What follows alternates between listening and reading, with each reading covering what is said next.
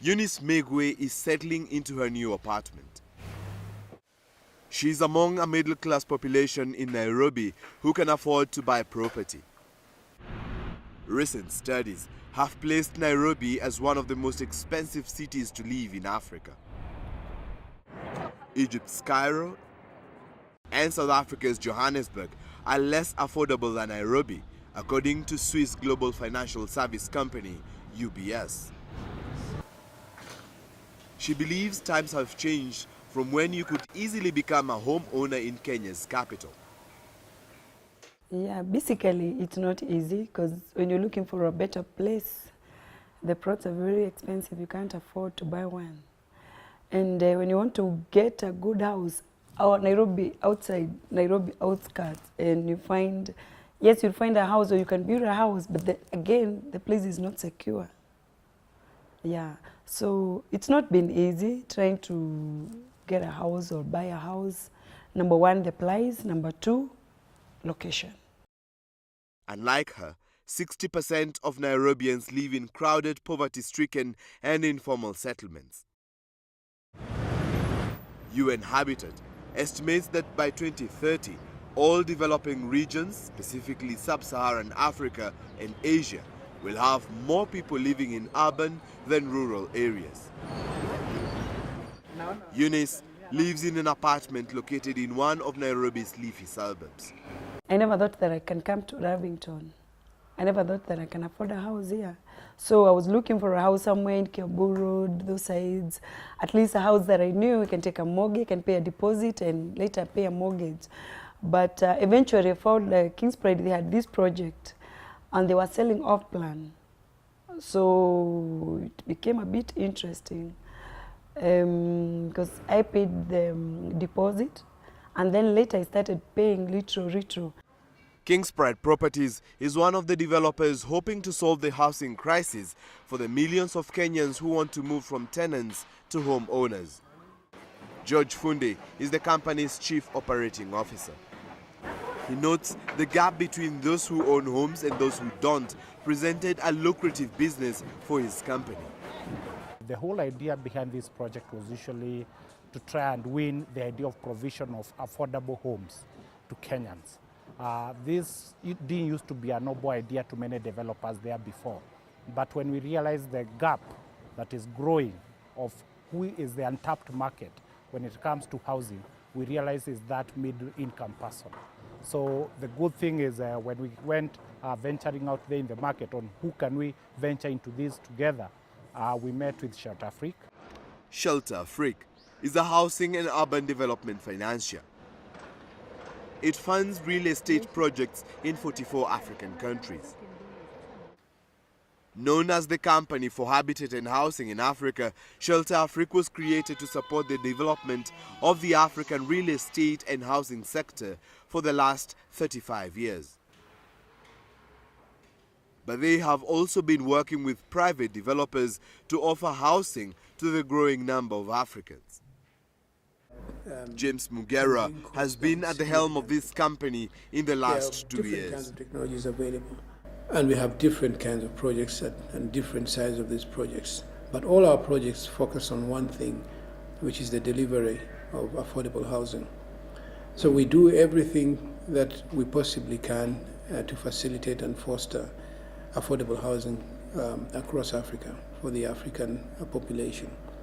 According to Habitat for Humanity, the housing deficit in Kenya stood at 2 million in 2012 and continues to grow at the rate of 200,000 units per year. Shelter Afrique's head office is based in Kenya. They are in the process of providing 20,000 housing units for the Kenyan police in partnership with the Kenyan government. So all this is being done really to facilitate the provision of housing across Africa. As you probably know, there are huge housing deficits in all these countries. And the challenge really is to, as quickly as possible, build up the number of units that are required. It's something that we cannot do on our own, and it's something that we just also don't have the means of doing entirely on our own. So wherever possible, we look for partners and stakeholders who can assist us to deliver on that objective. George Fundi reckons that his latest project will not be possible without the help of Shelter Afrique. We unlocked what was out there as a potential market that was untapped. Actually, we can say we were the pioneers of giving a solution to affordable housing just because of the partnership we gathered with, we entered into with Shelter Afrique. It's because one, it's an equity partnership. So the kind of costs on the financial aspect were really cut down, so we can afford to give this unit at the kind of prices we are talking about. If you go to our neighborhood just here, the one I'm talking about, 6 million, is going at 8.5. Why? Is because it's on debt finance, and such kind of monies they can't be able to access with such kind of rates we are accessing from Shelter Afrique. Although they don't develop property themselves, the financing they give to developers goes a long way to change lives, not just for homeowners to be, but also create jobs for masons, carpenters, electricians, and other traders. Charles Kamanja is the head workman at this 8-story construction site developed by Kingspride Properties. Today, for example, I have 240 people working: carpenters, masons, steel fixers, and casuals. And we pay them at the end of every week, which is after 6 days. This site has been running since last year in November and will run till next year. In many African countries, only the upper 5 to 10% of the population can afford the cheapest form of formal housing, leaving almost 90% of Africans living in informal housing.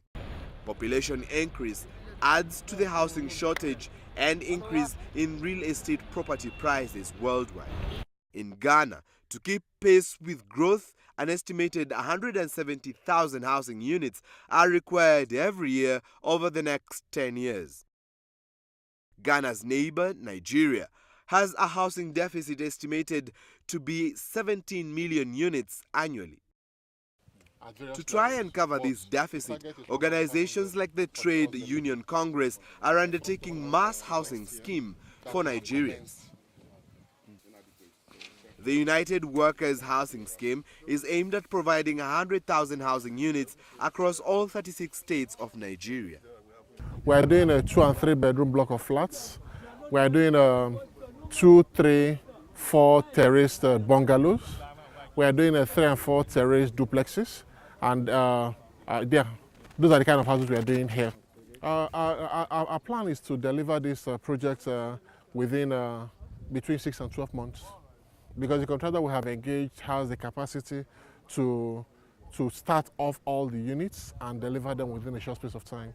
So once we commence, between 6 and 12 months, the houses the place should be livable, because the construction will take place in consonance with the infrastructure development. So the place should be livable in the next 12 months. Africa's population is not expected to come down soon. Pressure on land in the wake of population increase is worrying many. But while statistics present housing as a ticking time bomb, organizations like Shelter Afrique are committed to turning the dreams of millions into homeowners.